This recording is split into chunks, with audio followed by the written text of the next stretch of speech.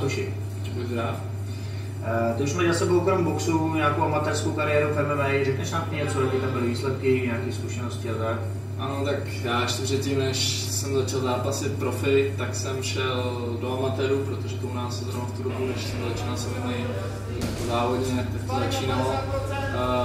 Mám za svou jako amatérskou kariéru, mám 29 zápasů, do toho jsem dvojnásobný mistr České republiky amatérský a mistr světa. Takže mám několik mezinárodních startů na různých MMA turnajích.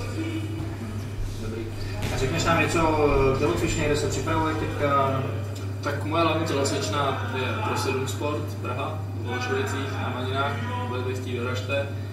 No a mými trenéry je David Vyvážil a prostě Osička, legenda českého boxu. Dále jsem se teď připravoval v polském Antosu. Když jsem se ti právě chtěl zeptat, že se kolikrát vrátil z polského Antosu, kde jsi byl vlastně na měsíčním kempu a trénoval jsem s těma nejlepšíma vlastně ze šampionama KSV, jako je Marcel, Gemrod, Majkovský, Bedorf a samozřejmě jejich nejlepší trenér Andřej. Jaký tam bylo vůbec? Dá se to srovnat tady jako s těma podmínkama vůbec? Opravdu tady s tímhletím, s našimi podmínkama, co jsme tady, tak se to srovnat určitě nedá. Už jenom z toho důvodu, že oni se chystají, oni trénují tak, že ráno vstanou, najedí se, jdou na trénink, přijdou domů, vyspějí se, najedí se zase, jedou na trénink, přijdou domů, vyspějí se a takhle furt dokola a nedělají nic jiného, ale si v podstatě mají bezstarostný život. Tady u nás, my, kteří se připravujeme tady v Česku, musíme se chystat, jít do práce, něco k tomu dělat a samozřejmě jejich jako výkonnost je úplně někde jinde, protože já nevím, Gamrot, Boris Maňkovský, to jsou bojovníci, kteří mají takový arzenál svých dovedností a zbraní, který umějí prodat, tak to je opravdu velký a v životě jsem se s ničím takovým nesetkal.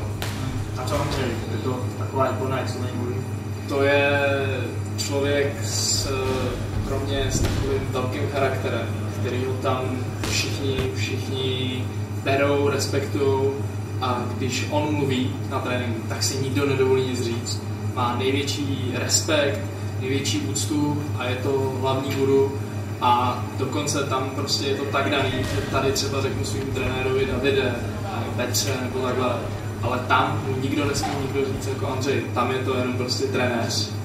On se teda ke svým borcům chová jako ke svým synům, ale všichni k němu mají prostě tuhletu úctu a respekt. A jeho slovo je hlavní. K tomu se pak ještě dostane na konci. Prosím tě, teďka tě čeká na X-Fight Nights, což je nová organizace, tak tě tam čeká nový zápas a Karlo Peristroli jako tvůj soupeř. Jak se na to těšíš? Už si na konci přípravy, že jo, teďka už tě čeká co vlastně? Tak teď už mě čeká jenom udělat váhu, doladit nějaký poslední tréninky před zápasem, protože už jsem se vrátil z Polska. Hlavně se nezranit, to je to hlavní, 10 kg, ještě mi 6 kg zbývá, takže doladit tu váhu a v klidu a těším se na to moc, protože je to v Praze, já jsem Pražák, jsem Čech, tohle je moje město, budu se být za nás, za domácí, jdu s Italem, no a hod, já mám rád italské lazaně, takže budeme jíst italské lazaně. OK, dobrá. A prosím tě potom samozřejmě, až vyhraješ ten zápas, tak jaký jsou tvoje plány do budoucna? Mé plány do budoucna? No, já mám takový plán, že si myslím, že v Česku tady už mám určitě odbojoval jsem určitý počet zápasů, dokázal jsem všem svoje kvality, teď ještě v 12.6. neděli večer předvedu znova a myslím si, že mám na to se utkat o pás GCF. No, samozřejmě na to se budeme těšit, až bude naši tělocvična držitelem dalšího GCF pásu. Já myslím, že takhle to asi stačí na tohleto krátké interview s tebou a jenom si, když něco chceš dodat, k komu poděkovat nějakým lidem. Já bych chtěl především poděkovat Davidu Vyváželovi našemu hlavnímu trenérovi a majitelovi naší tělocvičny Viktoru Pavlíčkovi, kteří mi vlastně celé to Polsko zařídili, skontaktovali se s Polákama, s tím Ankosem, který se ke mně chovali jako domácí, takže zároveň chci poděkovat i Ankosu. Potom chci poděkovat svojí rodině, která mě taky v tom strašně moc podpořila, takže vám všem strašně moc děkuju, že jsem tohleto mohl zažít, že jsem poprvé mohl trénovat jako profesionál, neřešit nic jiného, jenom trénovat. No. Na závěr vám tady Matuš ještě představí jednu soutěž, takže Matuši.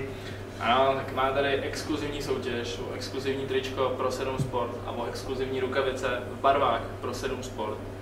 A soutěž spočívá v tom, který soupeř mě porazil a já mu to v odvětě vrátil v profesionálním oktagonu. Který to byl? Vy to víte? Já to vím. Teď otázka na vás. Kdo to ví? Vyhraje tyto rukavice. Petře, ty soutěže nemůžeš. Okay.